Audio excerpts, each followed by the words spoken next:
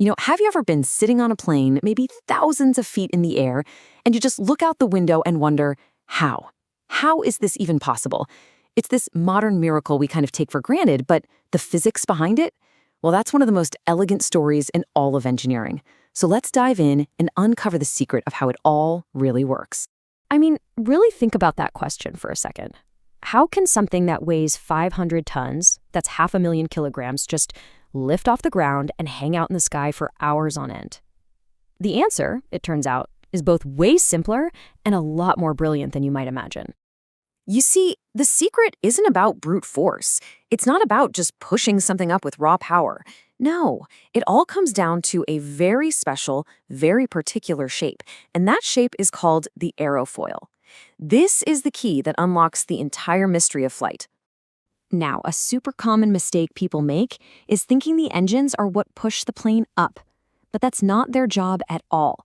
The engines, whether they're giant jets or propellers, are only there to do one single thing: shove the aircraft forward through the air really, really fast.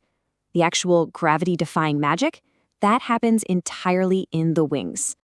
So what in the world is an aerofoil? Well, if you were to slice a wing open and look at it from the side, that shape you'd see, that's the aerofoil. And you'll notice right away it's not symmetrical. It's got that classic curved top and a much flatter bottom. That specific geometry is engineered to do one thing: play with the air that flows past it to create the forces that make flight possible. And what's so cool is, once you know what to look for, you'll start seeing this shape everywhere. The spoilers on the back of a racing car, that's just an upside-down aerofoil pushing the car down into the track for more grip. The giant blades of a wind turbine? Yep, aerofoils. Even the tiny blades spinning inside a jet engine are aerofoils. It's this universal tool for controlling airflow. Okay, so how does this magic shape actually create lift? This is where we get to the really cool physics, and honestly, it all boils down to one simple fundamental idea: differences in air pressure. The secret weapon here is a concept called Bernoulli's principle. And hey, don't let the fancy name scare you. It's actually super intuitive. All it really says is this: where air is moving fast, its pressure is low. And where air is moving slow, its pressure is high. That's it. That's the whole secret. So, how does our aerofoil shape put Bernoulli's principle to work for us? Well, as the wing slices through the air, it forces the air to split and go either over or under. Because the top surface is curved, the air going over the top has to travel a longer distance, so it speeds up. And what did we just learn? Faster air means lower pressure.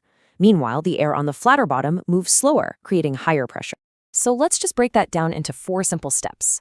1, the air hits the front of the wing and splits. 2, the air speeds up over the top. 3, this creates a pressure difference: high pressure on the bottom, low pressure on the top. And 4, nature hates an imbalance, so the high pressure below pushes up harder than the low pressure above pushes down. The result is a powerful net force pushing the whole wing upwards. And that force is lift. But, lift doesn't just happen in a vacuum. There's no free lunch in physics. Creating that amazing upward force comes with a price, a kind of resistance that every pilot and engineer has to deal with. And that price is a force called drag. You see, that total force we just talked about, the one created by all that pressure difference, it doesn't actually point straight up. If you could see it, you'd notice it's actually angled slightly backward. This is a huge clue that it's not just one pure force, but 2 different forces all mixed together. And we can split that angled force into its 2 parts. The part that points straight up, that's our hero, lift, and its job is to fight the plane's weight. But the part that points backward, that's its annoying sidekick, drag, and it's always trying to slow the plane down, fighting against the engine's thrust. For a plane to fly straight and level, lift has to equal weight, and thrust has to equal drag. It's a perfect balancing act. So if you need lift to fight against weight, you might be thinking, great, more lift is always better, right? But like with pretty much everything in physics and engineering, there's always a limit. And pushing past that limit, well, that can be incredibly dangerous. So, can a wing have too much lift? It's kind of a trick question. The problem isn't the lift itself. The problem is what you have to do to try and get that extra lift. You see, pilots can actually change how the wing meets the air, but it comes with a major trade-off. It all comes down to something called the angle of attack. All that is the angle between the wing and the air that's rushing towards it. A pilot can increase this angle by pulling back on the controls, which points the plane's nose up just a little bit. making the wings bite into the air more aggressively. And here it is, the critical trade-off. As the pilot increases that angle of attack, sure, they get more lift, which is great if you want to climb.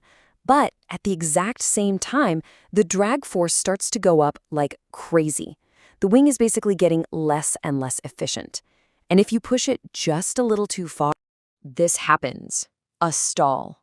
And let me be clear, this is one of the most critical situations in flying. A stall is not when the engine stops. It's when the wings themselves stop flying.